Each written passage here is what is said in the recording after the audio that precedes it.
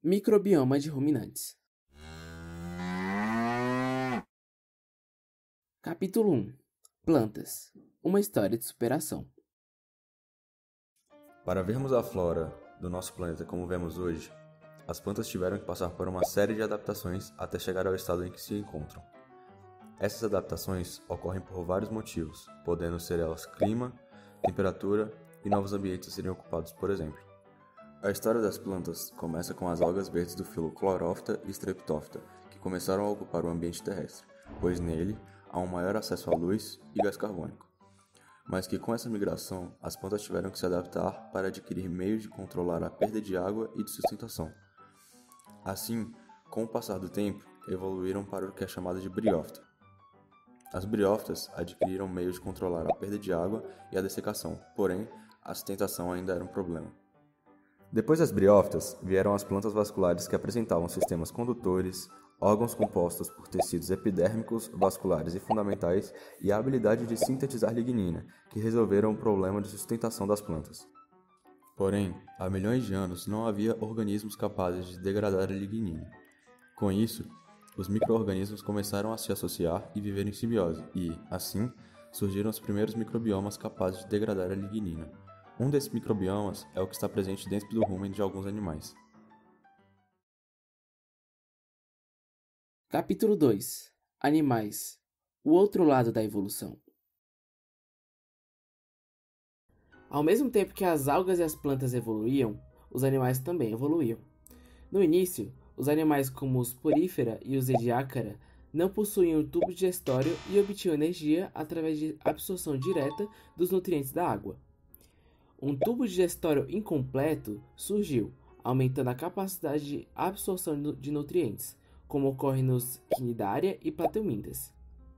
A partir desse tubo digestório incompleto, um completo surgiu, possibilitando o contínuo processamento do alimento, além da especialização de funções do tubo digestório. Com o andar da diversificação dos animais, as espécies se tornavam cada vez mais especializadas na digestão de certos alimentos. Alguns eram suspensívoros e filtradores, outros se alimentavam de algas, outros praticavam carnivoria, sempre na busca de alcançar um nicho mais diferenciado, que possuísse menos competidores. O surgimento das plantas e fungos no ambiente terrestre foi o primeiro passo para a colonização desse ambiente, e assim como as plantas, os animais foram para esse ambiente em busca de novos nichos. Adaptações morfológicas e anatômicas foram necessárias para que tivessem sucesso evolutivo nesse ambiente. Os carnívoros se adaptaram para a localização e captura de outros animais. Já os herbívoros tiveram que cada vez mais se adaptar para, além de fugir e se defender de predadores, poderem digerir as plantas, pois, diferente das proteínas e lipídios da carne, a celulose e a lignina que constituem as plantas não são facilmente digeridos. Adaptações, como a digestão mais lenta, o aumento do comprimento e a compartimentalização do trato digestório, alocações para o armazenamento, um grande seco e uma digestão simbiótica cada vez mais potente foram necessárias para que a digestão de plantas fosse algo viável e realmente produtivo. E, quando se trata de especialização para a digestão de celulose e afins, os ruminantes são o ápice da evolução. Capítulo 3. Um olhar mais atento para os ruminantes. Os ruminantes são animais como bois, búfalos, cabras, antílopes, veados e girafas, que, como dito anteriormente, são especialistas na digestão de celulose, amido e afins. Eles possuem uma dentição apropriada para a trituração das folhas e das plantas, com dentes molares e premolares bem desenvolvidos, um estômago dividido em 4 câmeras, retículo, rumen, omácio e abomácio, respeitando essa ordem a respeito da entrada e saída da comida, além de se desenvolver a ruminação, que é a reconstituição e a remastigação constante do alimento. Mas o que torna a digestão dos ruminantes tão potente é a interação que possui com a microbiota, que reside no seu estômago, composto por bactérias, fungos, protistas e que permite a degradação desse material. O retículo e o rumen formam uma câmara de fermentação perfeita, favorecendo o desenvolvimento da microbiota para um bom trabalho de digestão da celulose e do amido. No omácio, a absorção de água, sais e ácidos graxos voláteis, que são a fonte de energia utilizada pelo animal, e no abomáceo, a secreção de enzimas e hormônios. A seguir, alguns trechos da dissecação de um veado realizado por nós alunos. Atenção! Cenas fortes a seguir. Não recomendado para crianças, idosos, pessoas sensíveis, hipertensas e de humanos. Se persistirem os sintomas, o médico deverá ser consultado. Leia a bula.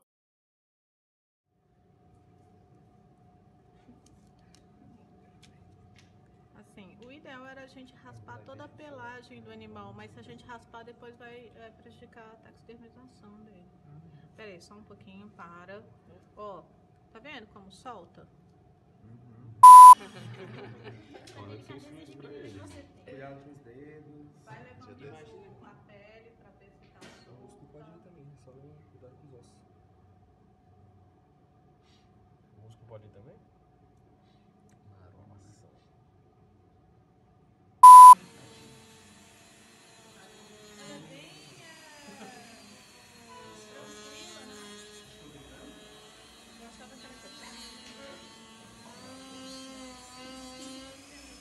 Vamos fazer? Deixa eu ver aqui. Pega eu acho mais fácil também. É, agora vai. Certo? Igual aquela Nossa, o que... sangue tá como? Tá bom. Tá pingando. Aqui na casa trabalhar com paleontologia. Mas que na aula já vou mostrando. Aí eu vou ter que correr pro UNB. E eu desesperado achando que não tinha ninguém pra mexer. Mas eu já tinha falado disso. Eu já pego o lote. Eu já pego o lote. Eu falei que o Renan, ele trabalha com... Ele é... Era uma câmarazinha fechada, né? De onde ela tirou a segunda amostra. Joãozinho, mostra o retículo. Tá bonito isso, agora vamos estender. Professor, esse aqui é o retículo? Não, o retículo é o pequeno. Tá aqui, ó. Esse pequeno. Ela dá uma...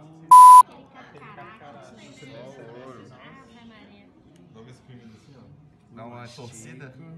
Torce, bate no trem. Arthur, você tem memória de celular? Do rio. Então aqui é o retículo. Não, o retículo é esse aqui. Ué, mas isso aqui é o que então? É aquele lá que é cheio de... Parece uma casinha de abelha. E qual é o nome desse aqui? Isso que eu tô indo. É retículo, então é retículo. E esse aqui? Então tá certo. E esse aqui? Capítulo 4. A união faz o rumen. Como vimos, a evolução das plantas causou um problema, o alto acúmulo de lignina e celulose para a formação dessas gigantes verdes. O surgimento dessa novidade evolutiva foi extremamente benéfico para as plantas, mas acabou travando a circulação natural do carbono. Mas a evolução nos mostra que quando o organismo causa um desequilíbrio, todo o ecossistema é mobilizado para resolvê-lo. Nesse caso, não foi diferente. Quando não havia outros organismos capazes de consumir esse carbono, bactérias, fungos e protistas acabavam sendo encarregados dessa tarefa, mas sozinhos não deram conta de tanta matéria orgânica.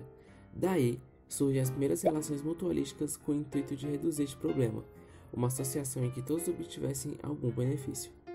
Apesar dessa associação ter sido uma resposta evolutiva importante, ainda não era suficiente. Após alguns milhões de anos, os primeiros animais que se alimentavam especificamente de plantas foram encarregados de cuidar desse problema em larga escala. São os herbívoros, que surgem com adaptações importantes, como já foram mencionados no capítulo 2, com um olhar especial voltado para os ruminantes, elucidado no capítulo anterior. Assim, podemos observar uma dinâmica interessante. Micro-organismos, que não eram capazes de degradar todo o carbono em larga escala, e animais, que não sintetizavam enzimas para obter aproveitamento energético eficiente do consumo de vegetais, se unindo para formar um pequeno ecossistema com bactérias, fungos e protistas vivendo no interior desses animais, obtendo produtos para manter suas atividades, fornecendo produtos para o aproveitamento energético dos herbívoros, otimizando a quantidade de carbono a ser consumida e garantindo a circulação desse carbono. A forma como tal circulação do carbono ocorre é extremamente complexa e surpreendentemente harmoniosa. A partir do momento que o animal ingere a celulose e a lignina que compõem os vegetais, Alguns micro-organismos já atuam nessa etapa, hidrolisando os compostos da glicose. Outras bactérias fermentam e reduzem essa glicose a outros produtos, como o gás hidrogênio, o gás carbônico ou ainda acetato, propionato e butirato, os AGVs, que serão aproveitados pelos ruminantes para obtenção de energia. O gás hidrogênio e o gás carbônico são aproveitados por outros grupos de bactérias, as metanogênicas, encarregadas de captar os restos dessa via e expulsá-las do corpo do animal na forma de gás metano, que retorna para a atmosfera. Todo esse caminho percorrido pelo carbono pode ser ilustrado no seguinte esquema. Cada organismo nesse pequeno ecossistema tem papel altamente especializado em todo o processo e funções importantes para a estabilidade do metabolismo de todos os envolvidos, e isso não é por acaso. É possível observar uma estreita relação filogenética entre esses micro-organismos no que diz respeito à produção de enzimas, como a endoglucanase, indispensáveis ao aproveitamento da celulose e que evidenciam as vantagens e necessidades da existência de um microbioma em ruminantes. Capítulo 5. Enzimas. Os organismos envolvidos no trato digestório desses animais possuem enzimas específicas para metabolismo de matéria orgânica de difícil degradação, como foi citado anteriormente. Esses organismos modificaram-se com o passar do tempo, e a estrutura das enzimas também sofreu modificação significativa. Analisando os tipos de enzimas responsáveis na degradação, a enzima celobio-hidrolase é encontrada em vários organismos. Pode-se verificar a linhagem na árvore filogenética na imagem. O Piptoporus sp é o organismo mais próximo ao ancestral comum e o Streptomyces staphylococcus o mais distante, ou seja, filogeneticamente, o primeiro organismo, que é um fungo, está geneticamente mais próximo ao que foi o ancestral comum entre eles. E o último está mais modificado geneticamente em relação ao ancestral comum. Podemos observar que todos contêm características compartilhadas quanto à enzima celobio-hidrolase, percebendo que a variedade de modificações dessa enzima foi necessária para a adaptação de cada espécie de bovino. Agora, analisando essa enzima por meio de dinâmica molecular, observe o sítio ativo na parte superior da proteína. O sítio ativo da proteína é uma região da enzima que executa suas funções e, nesse caso, executa a degradação de celulose. Podemos observar nessa imagem, especificamente, a estrutura do sítio ativo da enzima celobio-hidrolase, local mais importante da enzima que realiza os processos químicos. Analisando agora outra enzima abundante no rumen dos bovinos, vemos a endoglucanase. Sua função de degradação de celulose e lignina está presente em micro-organismos simbiontes, que produzem essa enzima. Nessa imagem, podemos analisar esses organismos separados filogeneticamente. Entre esses 10 organismos, destacamos o primeiro, Clostridium dermocelo, sendo o organismo mais próximo ao ancestral comum entre eles, e o último, o Mycula grisia, o mais modificado com o passar do tempo em relação ao possível ancestral entre eles. Apesar de todas essas características diversificadas, a produção da enzima endoglucanase permaneceu em todas essas espécies, evidenciando sua importância para a alimentação desses animais na degradação de substâncias. Agora, a representação da enzima por dinâmica molecular. Observe seu sítio ativo bem evidente na parte superior central. Analisando o sítio ativo da enzima especificamente, perceba que é diferente da anterior, porém exerce a mesma função bioquímica, degradação de celulose e lignina. Observa-se as diferenças. Não são discrepantes, são modificações pequenas e que não alteram a forma da enzima em um contexto total, mantendo sua função com o passar do tempo e adaptando-se em cada espécie. Agora, por último, vamos analisar a estrutura da enzima beta-glucosidase. A árvore filogenética é composta por 7 organismos. O primeiro é Dictyostelium purpureum, o mais próximo ao ancestral comum em suas características, e o próximo é o Codrus crispus, que é mais modificado em relação ao ancestral comum. representação de sua estrutura também por dinâmica molecular. O sítio ativo está bem evidente e, mais que isso, muito diferente das duas estruturas anteriores. Suas modificações foram mais intensas e a sua função é a mesma das outras duas citadas anteriormente. Nessa imagem, vamos analisar especificamente o sítio ativo da enzima. Nota-se mais diferenças no sítio ativo, também em comparação às outras duas estruturas que vimos, e a sua ação nos organismos é de mesma funcionalidade. É importante ressaltar, observando a primeira árvore filogenética da enzima celobiohidrolase, temos o organismo Clostridium dermocellum, mais intimamente relacionado com Paenibacillus e Streptomyces staphylococcus. E na segunda árvore relacionada à enzima endoglucanase, temos Clostridium dermocellum, que aparece mais distante de relações filogenéticas com os outros organismos.